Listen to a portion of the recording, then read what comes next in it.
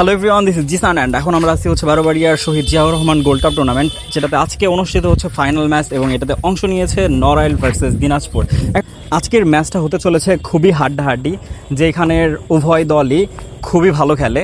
যেখানে দিনাজপুর এবং নড়াইল আগের বিগত ম্যাচগুলো খুব ভালো খেলা দেখাইছে।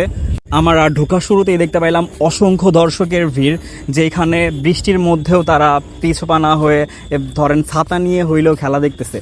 তো এটা আসলে বোঝা যায় যে বাঙালিরা আসলেই কতটা ফুটবল প্রেমী। বিগত ম্যাচগুলোতে আমরা দেখাইছি কতটা রোদ ছিল, বৃষ্টি ছিল, তারপরেও তারা খেলা দেখতে অবশ্যই আসছে। আজকে আমরা দেখতে পাইতেছি যে মহিলারা পর্যন্ত খেলা দেখতেছে বাড়ির ছাদে উঠে। তো এই বিষয়টা সবচেয়ে ইন্টারেস্টিং ছিল এখানকার মধ্যে। একটু খেলার রিপোর্ট জানানো যাক।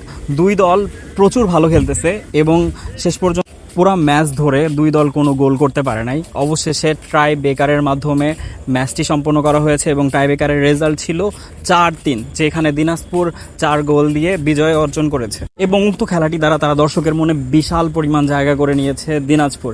সো এই বছরের মতো এইবারও আমাদের বারোবাড়িয়ার গোল্ড কাপ ম্যাচটি সম্পন্ন হয়েছে এবং যেখানে গোল্ড কাপ জিতলো দিনাজপুর। এক্স্যাক্টলি তো গোল্ড কাপ দেয় না, সেই অনুযায়ী একটা ডিসাইড করে প্রাইজ মানি দেওয়া হয়। তো নড়াইল যে টিমটা রানার্স আপ হয়েছে ওইটাকে 1.5 লাখ টাকা পুরস্কার দেওয়া হয়েছে, সাথে এই কাপটাও দেওয়া হয়েছে শো করার জন্য। দেন আমরা একটু পেঁয়াজি নিয়ে বাসার দিকে ব্যাক করলাম। এখানকার পেঁয়াজিগুলো সবচেয়ে বেশি মজা হয়, একদম মেলার পেঁয়াজির মতো, অনেক বেশি পেঁয়াজ থাকে।